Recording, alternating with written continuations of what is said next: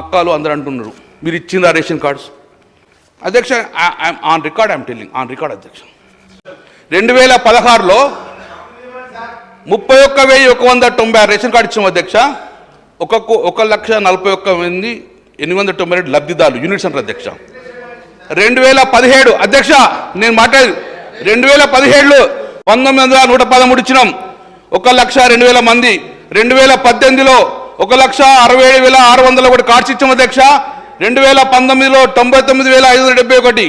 తర్వాత 2021లో ఉన్న ration card pending మొత్తం ఇవ్వమని చెప్పిన అధ్యక్ష గౌరవ ముఖ్యమంత్రి చేసినప్పుడు 3,11,11,000 ఒకటే సంవత్సరం ఇచ్చాం అధ్యక్ష.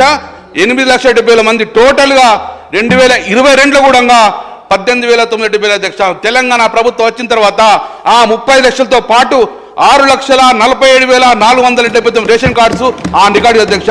దాని ద్వారా 20,70,000 మంది లబ్ధిదారులకు